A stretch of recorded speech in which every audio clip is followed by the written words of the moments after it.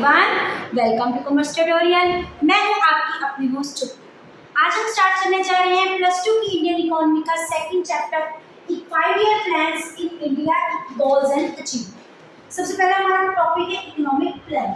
सबसे पहले ये प्लानिंग क्या होती है? जब भी हम किसी चीज़ का कोई टारगेट फिक्स करते हैं तो उसके लिए हम क्या बनाते हैं? प्लानिंग करते ही करते हैं।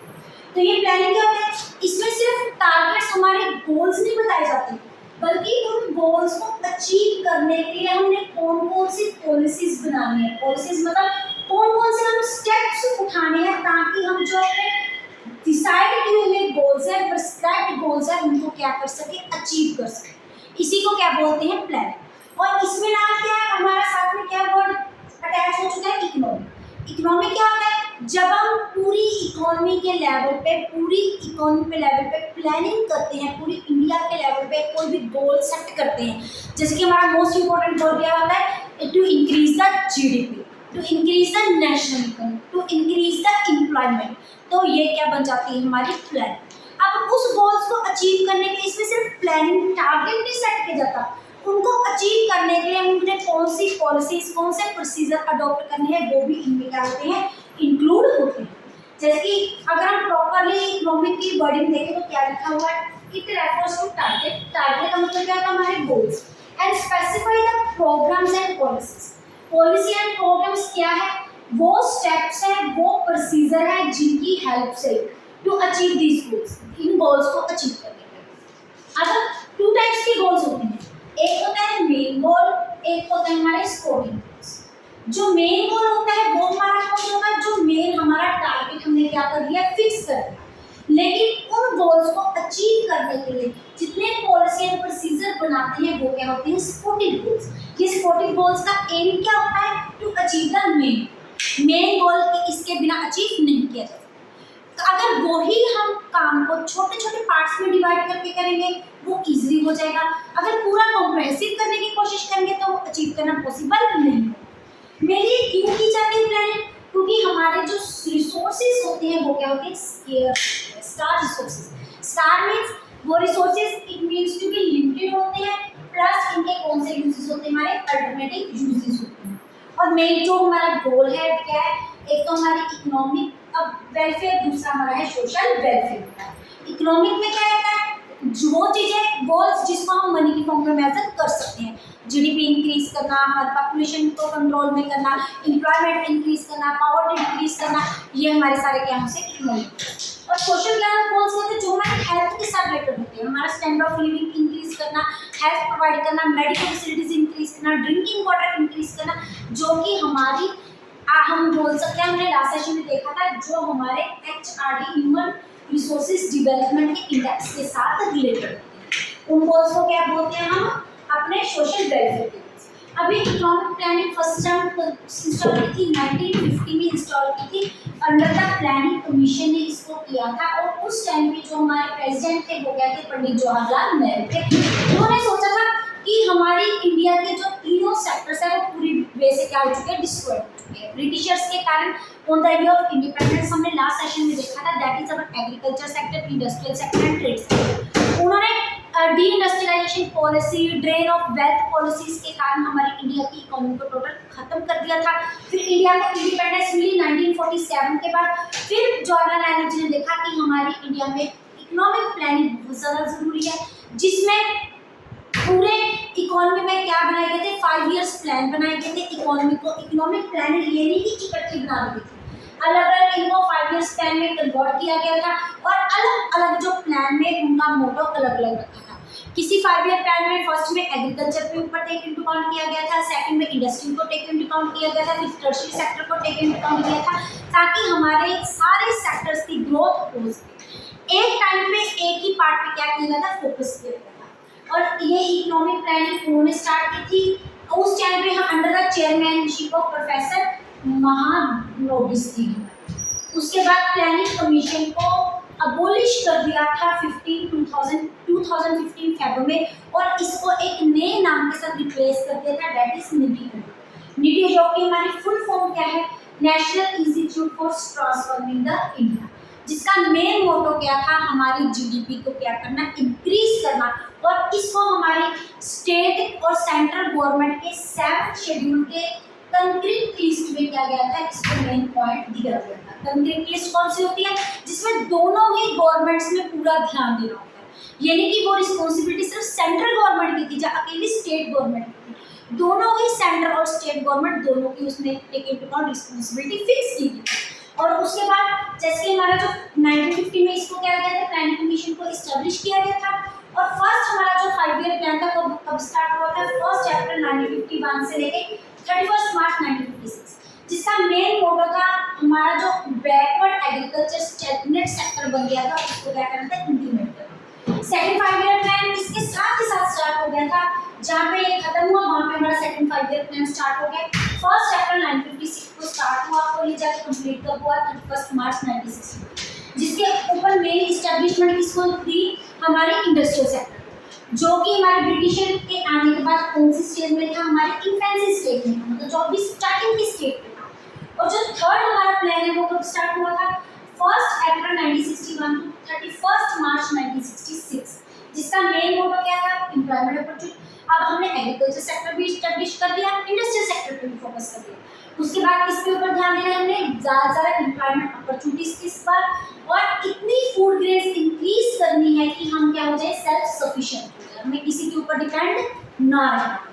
ये था हमारा बेसिक मूवमेंट जो हमारे इकोनॉमिक प्लानिंग के साथ रिलेटेड है। हम इसमें देखते हैं इकोनॉमिक प्लानिंग क्या होता है, जिसमें मेन टारगेट पहले फिक्स किया जाता है इकोनॉमिक लेवल का, और उसके बाद प्रोग्राम एंड पॉलिसीज डिस्क्राइब की जाती है। इसमें कौन से गोल्स आते हैं, हमारे सपोर्टिव गोल्स आते हैं, ताकि हम इनको क्या कर सकें, अचीव कर सकें। और ये 1950 में किया था। अगर आप इनका स्क्रीनशॉट लेना चाहते हैं तो ले सकते हैं।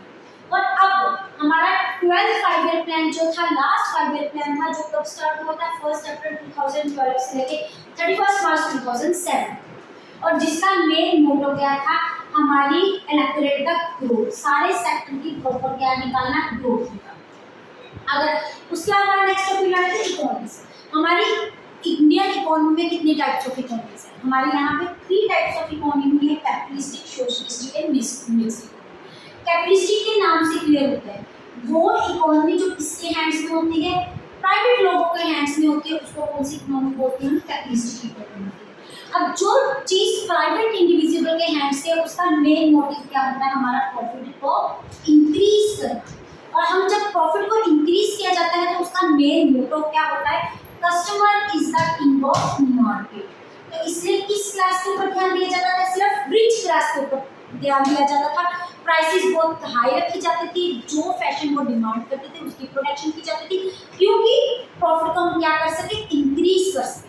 प्लस इसमें जो प्राइस डिपेंड करती थी वो क्या थी, फ्री मार्केट फोर्सेस के ऊपर डिपेंड होती थी, that is our demand and supply.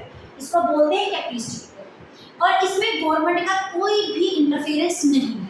और जब गवर्नमेंट का सिर्फ इतनी इंटरफेरेंस है कि उसने क्या मेंटेन करके रखना है, लॉ, ऑर्डर एंड डिफेंस। उसके बाद जितने भी rules and regulation private sector में जो भी डिसीजन लेना है वो अपने आप लेना है। इसका मतलब इस इकोनॉमी में क्या होता है, हमारे रिच और पुअर क्लास में क्या है, गैप इंक्रीज होता है, क्योंकि रिच लोग क्या होते हैं, और इंक्रीज होते रहते हैं, और जो पुअर क्लास होती है वो और क्या होती रहती है, पुअर क्लास होती रहती है। और किसमें फंस जाती है हमारी economy, vicious circle of poverty में फंस जाती है, क्योंकि हमारे इंडिया में मोर देन 75% लोग क्या है, पुअर और मिडिल क्लास को क्या करते हैं, बिलोंग करते हैं। और ये कैपिटलिस्टिक इकोनॉमी कौन कौन सी कंट्रीज फॉलो करती है, एक यूनाइटेड स्टेट्स और दूसरी हमारी क्या होगी, ऑस्ट्रेलिया। सेकंड इकोनॉमी हमारी कौन सी है, सोशलिस्टिक। सोशलिस्टिक मतलब सोशल वेलफेयर। अब जो चीज हमारी सोशल वेलफेयर के साथ है, मतलब वो किसके अंडर होती है, गवर्नमेंट के अंडर। इसमें प्राइवेट सेक्टर का कोई भी लेन देन नहीं होता। और उनका मेन मोटो क्या होता है, to increase the social welfare और plus to maintain the equality. इनमें इक्वालिटी मेंटेन करना between the rich and poor. तो प्राइसेस क्या है कि थोड़ी सी चार्ज की जाती है, पुअर लोगों से कम प्राइस चार्ज की जाती है, ताकि जो इतना गैप इंक्रीज हो चुका है उसको हम क्या कर सके, कम कर सकें। लेकिन इसका मेन नेगेटिव पॉइंट्स ये है कि इसमें जो हमारी इकोनॉमी की जीडीपी होती है वो क्या होती है, स्लो डाउन हो जाती है। रीजन कि इसमें प्रॉफिट मेकिंग जो हमारा मेन गोल नहीं होता, मेन गोल हमारा क्या होता है, सोशल वेलफेयर। जिसके कारण पॉवर्टी भी इंक्रीज होती है, इसके कारण अनएम्प्लॉयमेंट की अवधि इंक्रीज होती है। और हमारे यहाँ पे साउथ कोरिया और ऐसी इकोनॉमी है जो कौन सी इकोनॉमी फॉलो करते हैं, हमारी सोशलिस्ट। थर्ड इकोनॉमी हमारी कौन सी है, मिक्स्ड इकोनॉमी। मिक्स मतलब दोनों का मिक्स, हम ये बोल सकते हैं कि इसका हाइब्रिड सिस्टम। इसका hybrid system capitalistic and socialistic. इसमें सिर्फ प्राइवेट सेक्टर का रोल नहीं होता, जितना इसमें प्राइवेट सेक्टर का रोल होता है उतना ही इस सेक्टर का रोल होता है government sector. It means private का मेन एम क्या होता है, प्रॉफिट गेन करना। तो ये क्या है, प्रोडक्शन किसके लिए करते हैं, रिच क्लास के लिए करते हैं, लेकिन उसमें सम एक्सटेंट किसकी होती है, गवर्नमेंट की होती है, ताकि वो लोग पुअर लोगों के साथ डिस्क्रिमिनेशन क्रिएट ना कर सके और साथ ही साथ उनका क्या हो सके, social welfare through the PDS system, that is public distribution system. ये ऑलरेडी हम क्या कर चुके हैं, डिस्कस कर चुके हैं। और वेयर हाउसिंग फैसिलिटीज के बारे में ये हमने लास्ट सेशन में डिस्कस किया था इनके बारे में। अगर आप देखना चाहते हैं तो जाके प्लेलिस्ट में चेक कर सकते हैं। और हमारी इकोनॉमी जो कि हमारी इंडिया है और कनाडा है, वो कौन सी इकोनॉमी फॉलो करते हैं, हमारी मिक्स्ड इकोनॉमी। इसलिए इनमें प्राइस क्या चार्ज की जाती है, जो तो हमें प्रॉफिट अर्न करना है वो किस पे डिपेंड करता है, मार्केट फोर्सेस पे, लेकिन फिर भी गवर्नमेंट की इंटरवेंशन इसमें होती ही होती है। अगर आप इनका स्क्रीनशॉट लेना चाहते हैं तो ले सकते हैं। जो आपका मेन आज का टॉपिक है that is economic goals. Economic goals क्या होते हैं, हमारे इकोनॉमिक टारगेट्स, जिनको क्यों बनाना जाता है, ताकि हम इंडिया के जो मेन फिक्स टारगेट्स हैं उनको क्या कर सके, अचीव कर सके। हमारे इंडियन इकोनॉमी में मोस्ट प्रोबेबली 2 टाइप्स के गोल्स होते हैं। एक हमारे होते हैं लॉन्ग टर्म गोल्स, एक हमारे होते हैं शॉर्ट टर्म गोल्स। जो हमारे 5 ईयर प्लान के साथ रिलेटेड होते हैं, जो मेन गोल होते हैं उनको क्या बोला जाता है, लॉन्ग टर्म। लेकिन जो शॉर्ट टर्म गोल होते हैं ये कौन से होते हैं, प्लान स्पेसिफाइड गोल होते हैं। प्लान स्पेसिफाइड गोल का मतलब वो गोल जो हमारे इन गोल्स को अचीव करने में हेल्प करते हैं। ऑन द अदर हैंड हम ये भी बोल सकते हैं कौन से गोल्स होते हैं, हमारे स्पोर्टिंग गोल्स, जो हम ऑलरेडी डिस्कस कर चुके हैं। और उसके बाद मोस्ट इम्पोर्टेंट जो गोल्स हम लॉन्ग टर्म गोल्स अचीव करने के लिए होते हैं, उनके लिए जो प्लानिंग बनाई जाती है उनको कौन सी प्लानिंग बोलते हैं, कॉम्प्रिहेंसिव प्लानिंग, ओवरऑल प्लानिंग, जो कि मेन थीसिस के ऊपर, मेन सेक्टर के ऊपर डिस्कस करता है। लेकिन जो हमारे शॉर्ट टर्म गोल्स होते हैं उनके लिए जो प्लानिंग बनाई जाती है उसको क्या बोलते हैं, डायरेक्टिव प्लानिंग। डायरेक्टिव प्लानिंग जो इस बात का ध्यान रखती है कि प्राइवेट सेक्टर हमारे लोअर क्लास के साथ एक्सप्लॉयटेशन ना कर सके। उनके लिए कुछ रूल्स एंड रेगुलेशन बनाए जाते हैं जिनके अकॉर्डिंग प्राइवेट सेक्टर को अपना काम करना पड़ता है। अब ये जो गोल है इनके लिए आपको एक कीवर्ड लर्न करना है, that is GEMS. G denotes to be GDP growth, E means equitable distribution, M means modernisation, S denotes to be self sufficiency. First हमारा क्या है, जीडीपी ग्रोथ। हमारे इंडिया का जो फोरमोस्ट गोल है वो है increase the GDP. GDP means to be gross domestic product. अभी ग्रॉस डोमेस्टिक प्रोडक्ट का मतलब क्या होता है, it is the market value of goods and services which are produced within the India during one accounting year। एक साल में हम जितनी गुड्स एंड सर्विसेज प्रोड्यूस करते हैं उसको हम क्या बोलते हैं, जीडीपी। अपनी जीडीपी उतनी ज़्यादा होगी जितनी की हमारी प्रोडक्शन ज़्यादा होगी।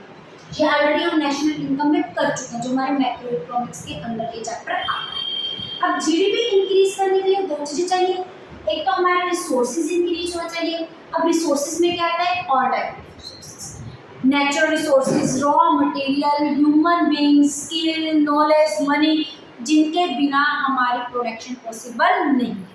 Secondly increase the productivity. Productivity means production per hectare, एक हेक्टेयर में कितनी प्रोडक्शन हो रही है वो भी क्या होना चाहिए, हमारी इंक्रीज होनी चाहिए। सेकेंड पॉइंट है इक्विटेबल डिस्ट्रीब्यूशन। हमारी जो इनकम है इस ढंग से हमारी होनी चाहिए ग्रोथ की, हमारी यहाँ पे क्या हो, इक्वल डिस्ट्रीब्यूशन बिटवीन इनकम की, इक्वल डिस्ट्रीब्यूशन। जो हमारी इनकम हम जनरेट कर रहे हैं that will be distributed equally between the rich class and poor class, ताकि इनमें गैप इंक्रीज ना हो।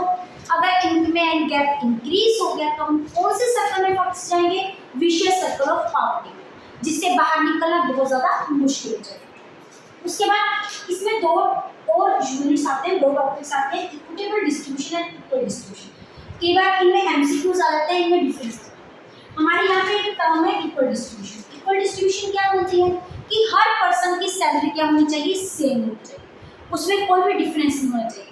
चाहे कोई ड्राई क्लीनर वाला है, चाहे कोई वॉशरमैन है, चाहे कोई लॉयर है, चाहे कोई सीए है। जब इक्वल डिस्ट्रीब्यूशन का मतलब क्या होता है, इक्वली डिस्ट्रीब्यूट, तो किसी की भी सैलरी में फर्क नहीं होना चाहिए। अगर वॉशरमैन की सैलरी 10,000 है तो हमारी लॉयर की भी सैलरी 10,000 होनी चाहिए। लेकिन ये पॉइंट हमारा क्या है, रोग है। लेकिन जो हमारा इक्वल डिस्ट्रीब्यूशन है ये क्या है, कहता है कि there should be equal distribution among all the classes, लेकिन as per regarding to our education, education के बेस पे डिफरेंस होना चाहिए। जो एक पर्सन एजुकेटेड है, जो एक पर्सन प्रोफेशनल है, जैसे कि लॉयर हो गए, सीए हो गए, टीचर हो गए, डॉक्टर हो गए, इनकी सैलरी क्या होनी चाहिए, एक होनी चाहिए, because they are educated, they are higher the professional. दूसरी तरफ जो हमारे बोल सकते हैं ड्राई क्लीनर है, कोई स्वीपर है, कोई वॉशरमैन है, इनकी सैलरी में क्या होना चाहिए, डिफरेंस होना चाहिए, because there is difference between their education. Equally जरूर होना चाहिए, लेकिन एज पर द एजुकेशन स्टेटस इक्वालिटी होनी चाहिए। मॉडर्नाइजेशन, मॉडर्नाइजेशन का वर्ड क्या है, मॉडर्न होना। मीन्स इसमें क्या आती है, हमें जो भी प्रोडक्शन करनी है, एक तो इसमें क्या आती है, हमारी टेक्नोलॉजी आ जाती है, दूसरा हमारा क्या आ जाता है, सोशल आउटलुक आ जाता है। Technology it means refers to new innovation, जो हम न्यू इनोवेशन करने, जो भी प्रोडक्शन के साथ करने, न्यू आइडियाज के साथ करने, न्यू इनोवेशन के साथ, plus upgradation of existing technology. हम जो ऑलरेडी टेक्नोलॉजी यूज कर रहे हैं उसमें कुछ ना कुछ क्या करना चाहिए, चेंजेस करने चाहिए, क्योंकि जो मॉडर्न ईरा है वो कौन सा ईरा है, टेक्नोलॉजी का ईरा है। अगर हम टेक्नोलॉजी के साथ कोप अप नहीं करेंगे तो प्रोडक्शन इंक्रीज नहीं की जाती। तो इससे हमें न्यू इन्वेंशंस लेनी है, ये न्यू आइडियाज, न्यू इनोवेशन करनी चाहिए, प्लस जो हमारे एग्जिस्टिंग आइडियाज है, एग्जिस्टिंग टेक्नोलॉजी है, उसमें भी क्या करना चाहिए, अपग्रेडेशन करनी चाहिए। और ये नहीं कि हमने सिर्फ प्रोडक्शन इंक्रीज करनी है due to technology, we have to change our social outlook also. जो हमारे पुराने थॉट्स थे, जो हमारे पुराने पैराडॉक्सेस थे, उससे हमें क्या निकलना चाहिए, बाहर निकलना चाहिए। जैसे जेंडर बाइनेसी को क्या करना चाहिए, खत्म करना चाहिए। वुमन एम्पावरमेंट की क्या तरफ ध्यान चाहिए, ध्यान देना चाहिए। जितने भी हमारे पुराने कास्ट, रीजन, सेक्स के अकॉर्डिंग जो भी हम डिस्क्रिमिनेशन करते थे, उसको क्या करना चाहिए, खत्म करना चाहिए। लास्ट पॉइंट है हमारा सेल्फ सफिशिएंसी। सेल्फ सफिशिएंसी मतलब होती है we will be dependent, independent in the aspect of food grains, कि हमें अपने फूड ग्रेन्स में सेल्फ सफिशिएंट लेके आनी है। हमारा एग्रीकल्चर सेक्टर ब्रिटिशर्स ने क्या कर दिया था, बिल्कुल डिस्ट्रॉय कर दिया था।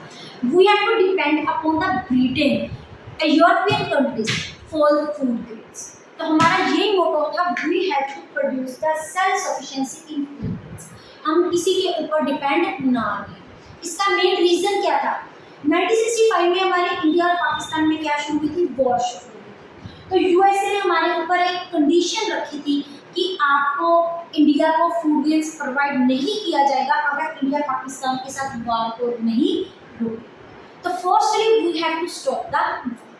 तो इससे यही रीज़न है हमारे इंडिया ने अपना आउटपुट चेंज किया, तो इसकी तरफ ध्यान दिया। फिर हमारे इंडिया में क्या आई, ग्रीन रेवोल्यूशन आई इन 1966 टू 70, जिसके कारण हमारे there was 4 time increase in the production of food grains, जिसके कारण हमारे इंडिया में क्या हुई, सेल्फ सफिशिएंसी हुई। यही था हमारा आज का टॉपिक।